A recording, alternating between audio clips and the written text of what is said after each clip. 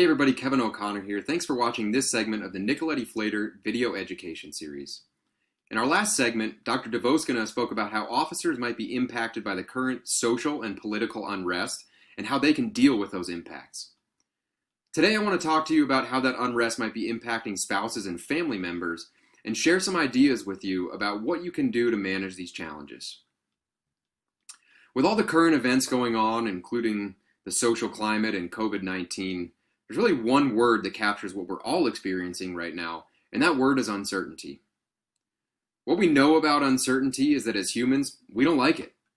We're hardwired to search for yes or no answers, and when we don't have those answers, it tends to breed anxiety and anxiety-related emotions. One of the biggest things you might be feeling right now as a law enforcement spouse is the shattering of your comfort and safety zone. You may no longer feel like your home or your community are safe and relaxing places because of the guilt by association or the guilt by occupation. You might be scared that yourself or your family members or your law enforcement spouse is in danger. The best thing you can do about these fears is to talk openly about them.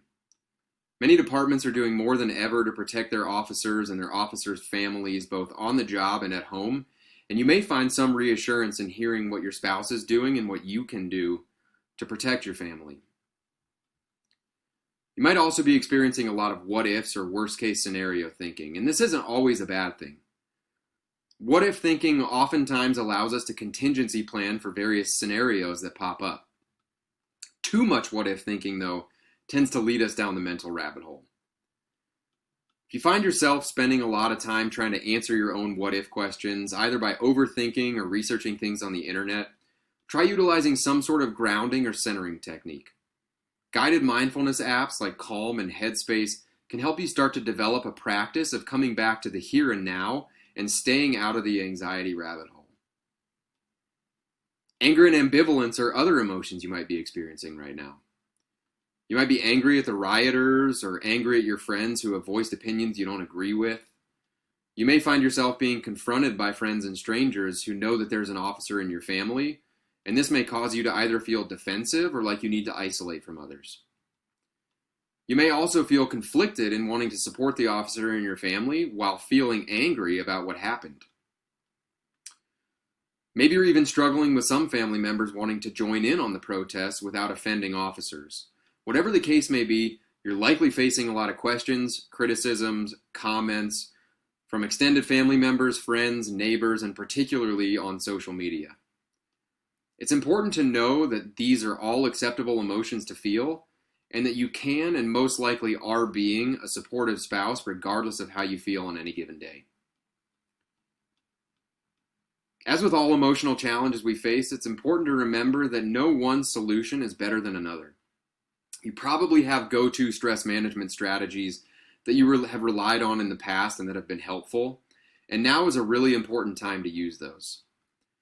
Here are some additional things to consider that you might be able to use to help yourself and to help your family members through this particularly difficult time. Number one, limit your news and your social media consumption, or even consider eliminating it altogether for at least a while.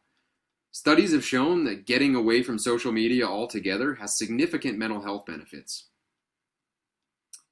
Number two, rely on your support network. Whether that's friends, family, your religious community, your agency's peer support team, or your EAP psych services, don't be afraid to reach out to someone if you feel like you need to talk. Number three, focus on controlling the controllables. Things that happen at the legislative level and the media and the public's perception of law enforcement, even though they impact you and your family and your law enforcement spouse, unfortunately, these aren't things that you have control over. Instead, try focusing on supporting your spouse, your family members, and your local community in ways that are meaningful for you. Finally, give yourself permission to unplug and to relax and have fun. No matter how stressful things are in life, we can always make time to focus on the positives in our lives. I hope this video was helpful, and I hope you'll check out the rest of our video education series on our social media pages at Nicoletti-Flater Associates or on our website, www.nicoletti-flater.com. Thanks for tuning in, everybody. See you next time.